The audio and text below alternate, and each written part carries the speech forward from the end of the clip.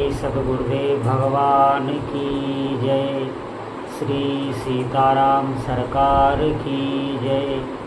श्री राधा रमण लाल की जय। श्री गौरी शंकर महादेव की जय। सभी दर्शकों और भक्तों को कोटि कोटि प्रणाम। सबको प्रेम भरा जय जय श्री राधे, जय जय श्री सीताराम। जितने भी साधक हैं, भक्त हैं, बहुत ही महत्वपूर्ण विषय है और सभी साधक बहुत ध्यान से सुनिए। देखिए, भगवान का आप जो जप कर रहे हैं, तो जब हम इतना जप कर ले जाते हैं, बहुत आप ध्यान से सुनेंगे, जब हमारा जप इतना हो जाता है कि जो हमारे अशुभ हैं, जो हमें जप के अनुभव का, जप के आनंद का पता नहीं चलने देते, जब तक वो अशुभ नष्ट नहीं होते और जब हमारे उपास्य देव का आकर्षण नहीं बढ़ाने लगता, तब तक उसे जप में रुचि नहीं आती। ये ध्यान रखना। जैसे आप जप कर रहे हैं, अब आप कितना कर रहे हैं जप, ये तो आप ही जान सकते हैं, लेकिन आपका जप जब तक आपके उन समस्त अशुभों का नाश नहीं कर देगा, जो हमारा इष्ट देव के प्रति आकर्षण होना चाहिए, एक विशेष आकर्षण हो जाता है, एक विशेष प्रेम हो जाता है और उस प्रेम के उन्माद में साधक रहने लगता है। आप ध्यान दें, जैसे यहाँ आपका किसी भी धनी मानी व्यक्ति या किसी भी कोई बहुत ही अपूर्व सुंदर व्यक्ति हो, धनवान भी हो, संसार में उसका बहुत मान सम्मान वर्चस्व हो, बहुत ऊंचे पद पर हो, उससे जब आपका एक आत्मिक प्रेम हो जाता है और उसका भी आपसे हो जाता है, तो जैसे कोई व्यक्ति बहुत उन्माद में हो जाता है, बहुत अहम में हो जाता है, लेकिन यहाँ जो अहम होता है वो अपने उपास्य देव को लेकर होता है और बाकी सब पर उसका दया का भाव रहेगा, करुणा का भाव रहेगा, अविरल आंसू उसके बहते रहते हैं। यहाँ दीनता प्रकट होती है। संसार के प्रेम में, यहाँ प्रेम में बहुत अंतर है। कभी आप ध्यान दें, ऐसे ही वो साधक उन्माद में रहने लगता है। लेकिन ये होगा कब? हम अधिक से अधिक जप करें। जीव जी हमारे वो अशुभ जो हमें ना तो भजन के आनंद का अनुभव करने दे रहे हैं और सांसारिक भी कार्यों में जहाँ हम सुख समझते हैं, सुख है नहीं। आप ध्यान दें, सांसारिक कोई भी आपका कार्य हो जाए, एक इच्छा आपकी भगवान पूरी कर दें, दूसरी इच्छा खड़ी हो जाएगी, दूसरी इच्छा पूरी कर दें, तीसरी इच्छा खड़ी हो जाएगी। कभी आपको तृप्ति नहीं मिल सकती, क्योंकि तृप्ति है ही नहीं, सुख है ही नहीं, सुख भजन में ही है।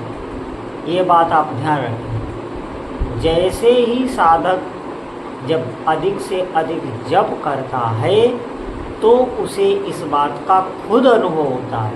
उसके चित्त में जब अपने उपास्य देव का आकर्षण प्रकट होता है, तो उसे अनुभव भी होता है, उसे कहीं पूछने जाने की आवश्यकता नहीं होती।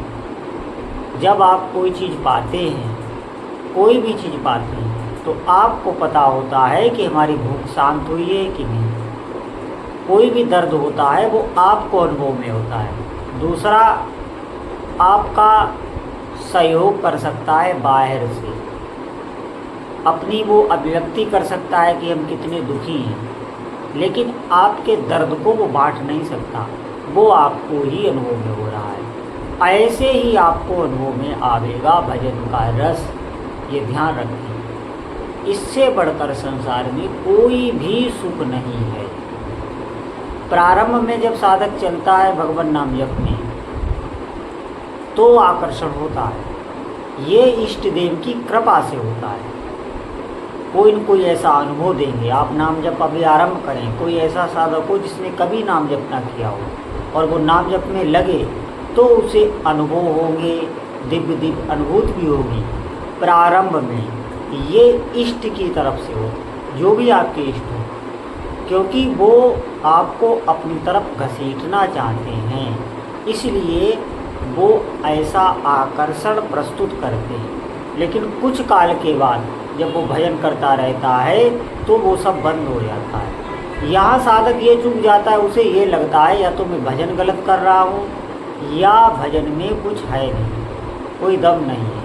ऐसा नहीं, आपको वहाँ पे और भजन बढ़ाना होता है और सांसारिक आकर्षण से दूर रहना होता है। दूर रहने का मतलब है आप मन से ये स्वीकार करते रहें, इन वस्तुओं से, व्यक्तियों से हमें कोई लाभ होने वाला नहीं है, परिणाम में हमें दुख ही होगा। आप भीतर से भीतर भजन का ही आकर्षण अपने भीतर पैदा करते रहें। विवेक से ये सोचना है।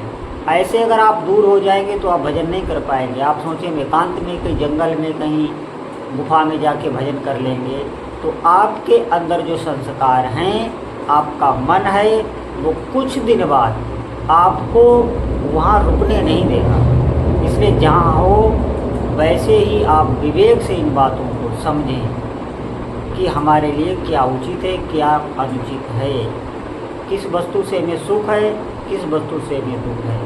हमें भजन से ही सच्चा सुख मिल सकता है।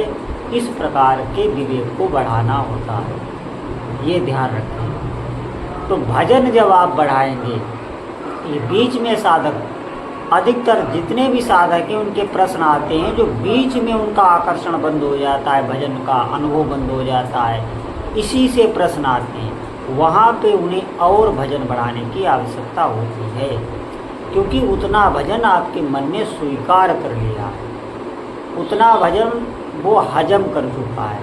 अब आपको और अधिक बढ़ाना होता है तो आपको फिर अनुभव होने लगेंगे, निश्चित मानिए। हाँ, इतना ध्यान रखें, किसी भी भक्त का, किसी भी वैष्णव का, किसी भी संत का मानसिक भी अपराध ना बने। मानसिक अपराध का मतलब है आप ये लघु भावना कर लें कि ये तो ऐसे ही है, कोई दोष दर्शन ना भीतर से कर लें। आपने कहा कुछ नहीं लेकिन दोष दर्शन कर लिया, इससे भी आपकी भजन में अरुचि हो जाएगी, ये निश्चित है। इसके अलावा और कोई ऐसी बात नहीं है जो भजन को रोक दे। लेकिन अगर मानसिक अपराध किसी भक्त का हो गया तो भजन आपका रुक जाएगा, ये ध्यान रखें। तो जितने भी साधक हैं इस बात पर ध्यान रखिए कि आज हमें भजन में अनुभव नहीं हो रहा है, इसमें भजन की कमी नहीं है, इसमें हमारी कमी है। हमारे जितने भी अशुभों का जो भी एक तरीके से कहीं स्टॉक जमा है वो अभी भस्म नहीं हुआ। ज्यों ही वो भस्म होता है तो आप निश्चित मानिए आपको लोभ बढ़ने लगेगा, नाम जप का लोभ होगा। जैसे लोभी पुरुष धन कमाने में उसका रोज रोज नया नया लोभ बढ़ता है, अधिक से अधिक धन कमाए, ऐसे ही नाम जप में, अपने इष्ट की सेवा में, अपने गुरुदेव की सेवा में आपका लोभ बढ़ेगा और बहुत रुचि बढ़ेगी। जिस समय आप भजन कर रहे होंगे उस समय आपको ऐसा लगेगा और कर ले और कर ले, उठने का आपका मन ही नहीं होगा। और अगर धोखे से कोई ऐसी विपत्ति आ गई, दिनचर्या में कोई ऐसी बाधा आ गई कि आपका भजन ना हो पाए तो आप बिल्कुल व्याकुल हो जाएंगे, फिर आपको कुछ भी सूझेगा नहीं भजन के अतिरिक्त, ऐसे आपका बढ़ेगा। निश्चित मानिए हमें धैर्य के साथ चलना है। और अगर आप इसमें कुतर्क करेंगे, आपको लगेगा हम इतने दिनों से कर रहे हैं, भजन का कोई प्रभाव नहीं है, तो निश्चित मानिए आप विश्वास करके इस पर बढ़ें। और कोई ऐसा मार्ग नहीं है कि आपके मन को ठीक कर दे, आपको शांति दे दे, इसी शरीर के रहते हुए आपको आनंद की प्राप्ति हो, अपने इष्ट देव की झलक दिखे इन्हीं आँखों से। ऐसा इस संसार में आप कुछ भी पुरुषार्थ कर लें, कितनी मेहनत कर लें, चाहे जिस भी पद में हो आप, चाहे जिस भी संप्रदाय में हो, आपको सुख नहीं मिल सकता जब तक आप अपनी जिह्वा से भजन नहीं करेंगे, अधिक से अधिक नाम जप नहीं करेंगे। भजन का मतलब है नाम जप, भक्ति का मतलब है नाम जप। नाम जप करने से सभी साधनों की सिद्धि हो जाती है और कुछ अलग से करने की आवश्यकता नहीं रहती। तो अधिक से अधिक नाम जप करें। फिर आप देखेंगे कि आपका जो अशुभ संस्कार है, जो हमें बार बार कभी कभी भय में डाल देते हैं, कोई बात नहीं है लेकिन भीतर भय बना हुआ है, कोई छोटी सी बात पर ऐसी चिढ़ हो जाती है कि हमें ऐसा लगता है हमारा भजन अजन सब खो गया। छोटी सी बात पर क्रोध आ जाता है, छोटी सी बात से चिढ़ जाती है। कहीं भी हमारे अहंकार को थोड़ी ठेस लगी तो वहाँ पर कहो हमें रात में नींद तक ना आए।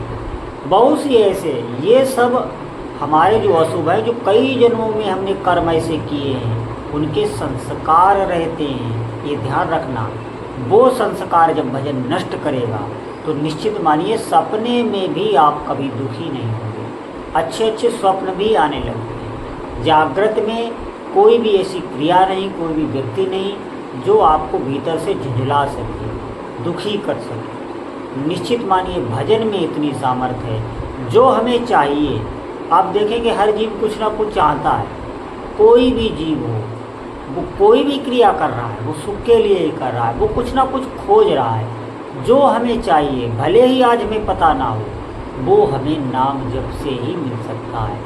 पूर्ण संतुष्टि, पूर्ण तृप्ति वो नाम जप से ही आवेगी। इसलिए आज से ही लग जाए, समय को व्यर्थ ना करें, अधिक से अधिक नाम जप करें, जितना हो सके, जितनी संख्या बढ़ा सकें, जैसे भी हो, मन लगे या ना लगे, आप अपने शरीर को इधर उधर ना जाने दें। कार्य करते हुए, खाते पीते सोते हुए अधिक से अधिक भगवान नाम जप करें। बोलो जय जय श्री सीताराम।